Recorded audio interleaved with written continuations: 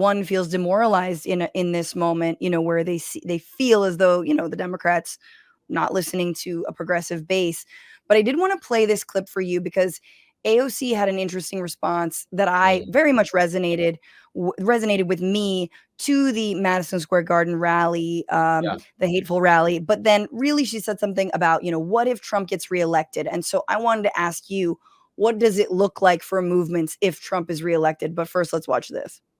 I do not want to do 4 more years of resistance nonsense under Donald Trump. Okay. Like, good God. Like, do we remember what it was like waking up every day and there was some shit going on? I do not want to do. So then she goes into all the kinds of shit, like, oh yeah, on a Tuesday, there's, children being separated from their parents and on a Wednesday, it's a Muslim ban. But that. Go ahead. Shout out to AOC. She's a WFP endorsed candidate, and everybody listening in New York could vote for her on Row D, the WFP line in New York. But I have to get that off. Row D, do it on Row D.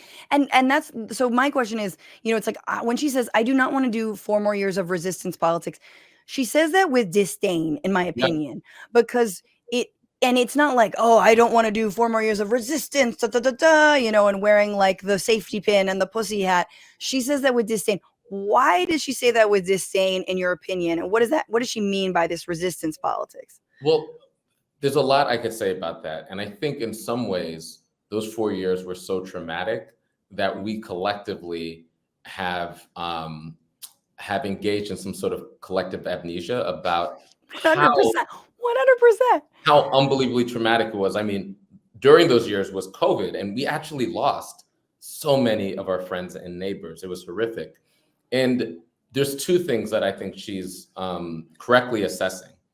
Number one, because there's people who say, well, we got, this is a bunch of liberal catastrophizing. We got through 4 years of Trump. We could get through another 4 years. I agree that we can get through 4 years of anything. We got through slavery. I absolutely agree with that statement. Not far enough away from it, however. Yeah, yes, exactly. And the other thing is but if we have a choice in the matter, is that our preferred choice? And not all of us got through it, right? Like I said, hundreds of thousands of people died during COVID that shouldn't have died because of the piss poor federal response, because we had a man baby president that unraveled. And people forget about the unraveling of Donald Trump. He portrays himself as a strong man.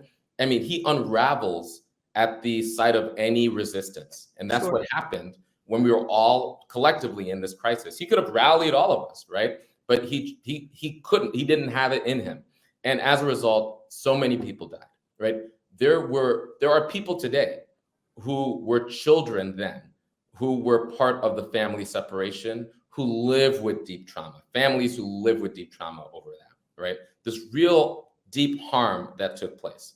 And then also, when we're in a posture of resistance, it means that we're amassing all of that limited energy, time, and power and money that I talked about, simply fighting defensive battles, waking up every day to the new Trump controversy, scrolling and in some ways responding in our bodies at the insanity that is Trumpism, and some of us having to rapidly respond.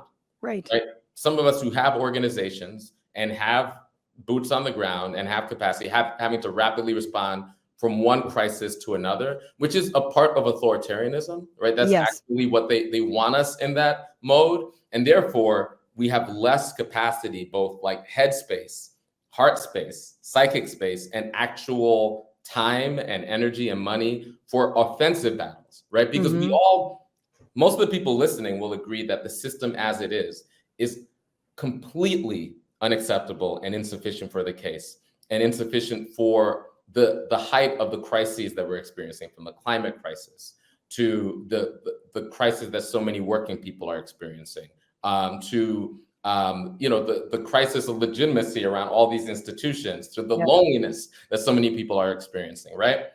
We can't get to the offensive battle when we're gumming up the works of an authoritarian apparatus. The other thing is, during that time, if you remember, you get, it turns into Wacky Town, and then it's like, the the pink hats and the, some of the like less than perfect signaling that takes place. Well, it's all just it flattens movements and it flattens politics. The ironic thing about her saying that, though, is she was elected in 2018 on a massive anti-Trump wave. Yeah, so there's absolutely. also that, which is, I think, to your point, like I would say, like, I agree we can survive 4 more years of Trump. I think this is a different Trump 2.0 with worse plans and scarier plans, but also like the candidates that will come in the wake, the amount of like battles that we will continue to wage and probably win if Trump is reelected. So again,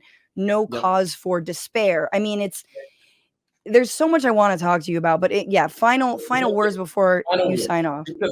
Because the thing that I want people to wrestle with is that we will not win through theatrics and spectacle and simply mobilizing, right? And I think we do have an art for mobilizing, so that's our strength. One of the things that I believe our opponents have done very well is, like, for example, with Project 2025, it didn't come out of thin air. It was orchestrated by the Heritage Foundation. The Heritage Foundation has a long history. It came out of a sober understanding of the conditions in power from the far right, from the Christian right and the corporate right, that they needed to build organization. They needed to build infrastructure, and they needed a plan. And so when you see the fall of Roe or Project 2025, that is the byproduct of a one-sided 5-decade war against working people. What we need more than ever, we need to mobilize. We need to hit the streets, right? We need to do all those things. But what we need more than ever is organization and a plan.